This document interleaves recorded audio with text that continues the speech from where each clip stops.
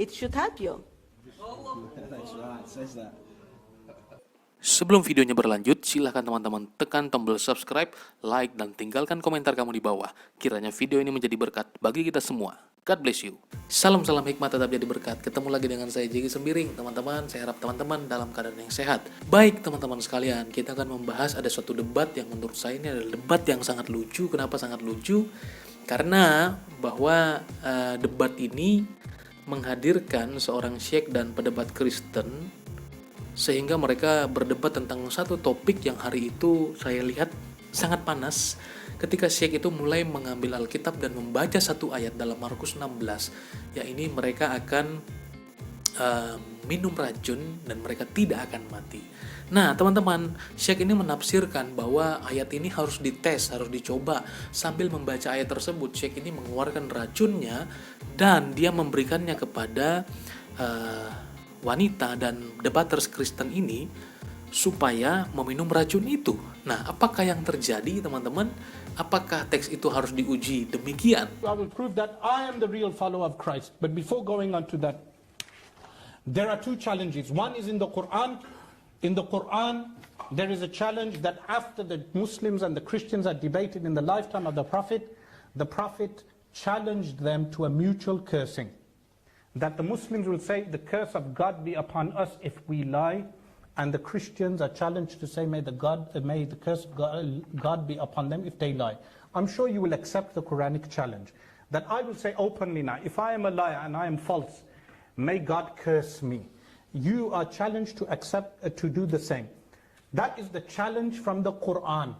But then you have a challenge also from Mark, the verses that were taken out by Jesus, ascribed to Jesus himself, where Jesus says, whoever believes and is baptized, you wanted everyone to be baptized here, so you're baptized, will be saved, but whoever does not believe will be condemned. So you're baptized, and this is what you should be able to do.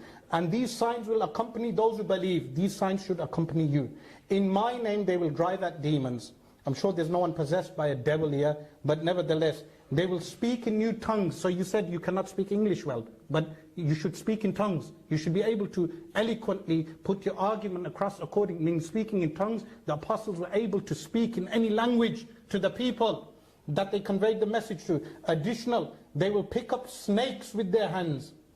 They will pick up snakes. I do not have a deadly snake, but I have the next thing.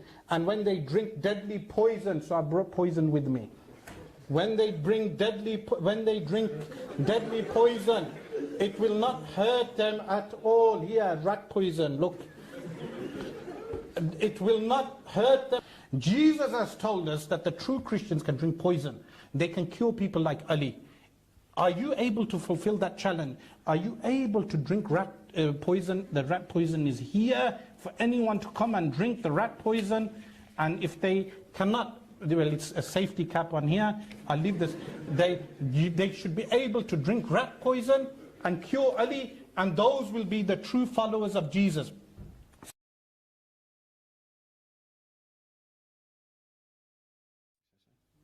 Just in regards to the poison, quickly. Yeah, I was going to respond to that. Sorry, just in regards to the poison, as I said, that isn't in the earliest manuscript, so the poison doesn't work, and also in regards to, but even if it was in the earliest manuscripts, okay, you can respond.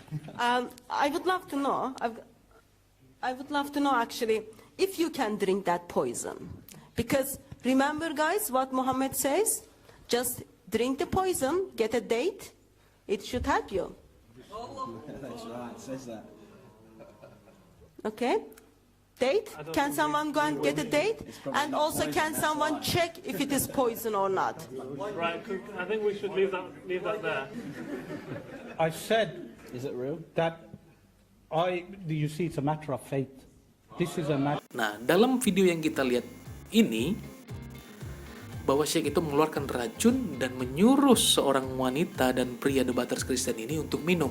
Sehingga debaters Kristen mencoba menjelaskan bahwa dalam manuskrip-manuskrip yang dulu, manuskrip awal itu ada, tetapi pada manuskrip sekarang sempat tidak ada dan sudah ada lagi. Dan wanita ini, debaters wanita, menjelaskan sisi yang berbeda. Artinya dia mengingatkan atau dia membuka satu hadis yang mengatakan juga bahwa Nabi Anda pernah mengatakan bahwa kalau kita makan makan kurma di dalam hadis Bukhari mengatakan bahwa kalau makan kurma 7 butir dia tidak akan kena racun satu hari itu. Dan reaksinya luar biasa teman-teman. Kenapa saya katakan luar biasa? Reaksinya adalah si Syekh itu ketika diingatkan mengenai makan kurma yang dituliskan di dalam hadis, dia langsung minum racun itu.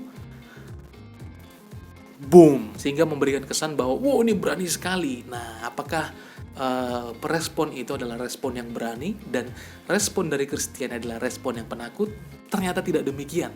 Kenapa? Di dalam Markus 16 itu adalah ditujukan pertama kali oleh para rasul ketika Tuhan Yesus naik ke sorga. Tuhan memberikan pesannya dan memberikan mereka sebuah keyakinan atau memberikan mereka sebuah jaminan ketika para rasul itu memberitakan Injil, dan dalam perjalanan mereka mengalami sebuah kendala yang mungkin mengharuskan mereka atau membawa mereka pada minum racun, mereka tidak akan mati. Dan hal itu bukan diharuskan bahwa semua orang Kristen ayo membuktikan Tuhan kita hebat, ayo minum racun, kita tidak akan mati. Hal itu bukan bermuatan receh seperti itu, tapi pertama kali ditujukan kepada para murid dan menjadi konfirmasi bagi pemberitaan mereka bahwa yang mereka beritakan adalah pesan daripada Allah, kabar keselamatan, dan itu dijaga oleh Allah sendiri, sehingga kalau ada kendala bahkan maut sekalipun mereka akan dijamin hidupnya.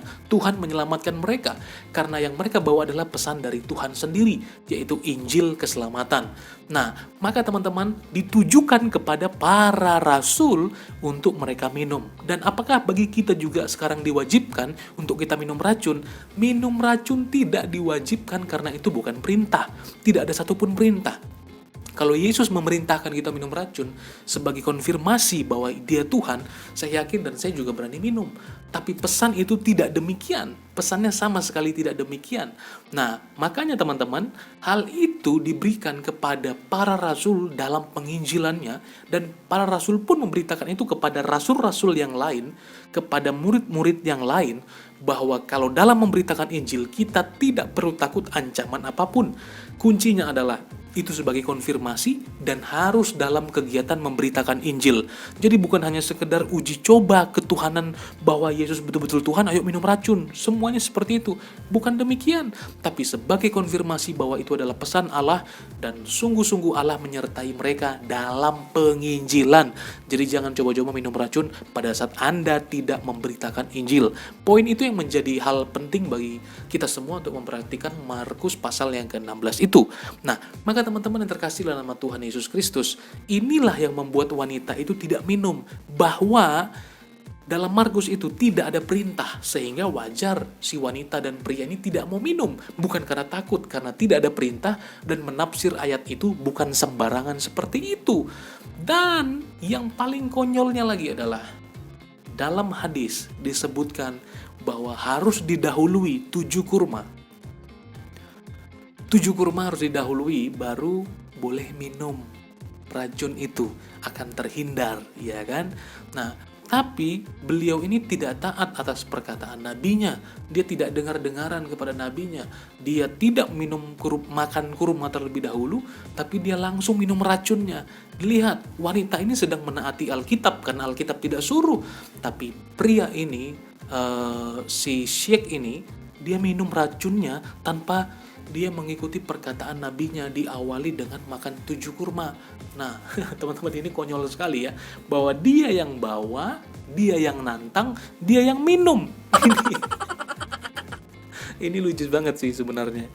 Wanita ini tidak minum dan pria tidak minum karena memang tidak disuruh. Menafsirnya bukan seperti itu. Bukan karena takut. Nah, hal itu terbukti dalam pelayanan Rasul Paulus ketika dia ada di Pulau Malta, bahwa dia dipatuk ular dan semua orang berkata, oh sebentar lagi dia akan mati, dia akan membengkak karena memang orang ini dikutuk oleh Tuhan. But wow, bahwa Rasul Paulus tidak apa-apa dan tidak merasakan sedikit pun, bahkan membengkak pun tidak. Sehingga Rasul Paulus mengambil ular itu dan memasukkannya ke dalam api. Semua orang berkata kemudian, oh dia ini dewa. Wow, luar biasa. Sehingga disitulah maknanya ular beracun sekalipun tidak akan menghalangi penginjilan, karena penginjilan yang diberitakan itu adalah pesan daripada Tuhan Allah itu sendiri, sehingga terkonfirmasi kuasa Allah di dalam perjalanan pelayanan Rasul Paulus.